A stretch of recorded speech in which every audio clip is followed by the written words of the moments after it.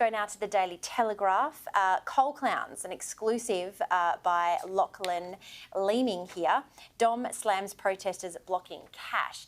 Anti-coal activists have squeezed millions of dollars in exports from the economy in just days by crippling key parts of the state's freight network with stunts designed to stop trains. Premier Dominic Perrottet issued a fierce rebuke, saying many ordinary people who are just trying to earn a living have been disrupted by this behaviour. The activists have live streamed their extreme efforts to stop trains, including parking cars on tracks and suspending a woman from a power pole with a rope tied to the tracks. Pacific National CEO Paul Scaras revealed that in just the 48 hours, the protest had caused the cancellation of 20 services laden with coal and grain, each worth about $1 million in export value. It's just like Deputy Premier Paul Chul has also said, it was a kick in the guts. And I guess that would be for, primary producers that are just trying to get on with their lives after lockdown has been, they've been released from lockdown. What is it? Why do all of these extreme activists have to go to such lengths where a lot of people are disrupted? I feel sorry for the people that were driving those trains that would have to be disrupted, because seeing a person or cars on train tracks would be deeply horrifying. How do you think that this will land? Look, I think we know where Talkback will land on this tomorrow, but in the wider community, do you think that Perrottet's comments about people just trying to earn a living, let them get on with it, will resonate well with the electorate?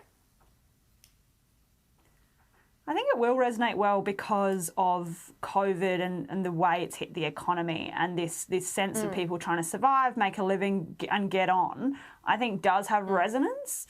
When it comes to the activists and the kind of action that they do and how disruptive it is, I mean, from what I've been seeing and reading and engaging with them when I do these stories, the whole point is disruption, right? And they'll hark back to things like the suffragettes and be like, look what they did, and it was all about disruption, all about making people really angry. That's what the suffragettes did. That's what we're doing. They're the lines that they draw in the sand. So, like, that's their side of the coin. The side of the coin that you really aptly pointed out there is that there are people who are just trying to make a living. And in these kinds of uncertain times, I think to see people disrupting that so extremely won't go down that well. And Perrottet's comments will actually resonate. Yeah, for sure. Over to the Financial Review now, and you and I touched on Larry Summers, his chat today in Canberra with talking about crypto. But an interesting take, the US inflation pressures, local rates is the splash tomorrow. But I really just wanted to get your quick take on this exclusive by Phil Curry's there. No nukes, Payne reassures the Southeast Asia. Former Foreign Minister Marise Payne has assured Southeast Asia that Australia will not adopt nuclear weapons or a civil nuclear industry. But with 300 submarines to be operating in the Indo-Pacific by 2030, it was important that Australia pursue the most advanced subs available. That should maybe quell some of the disquiet that's happening with our northern neighbour, will it not, Sarah Ison?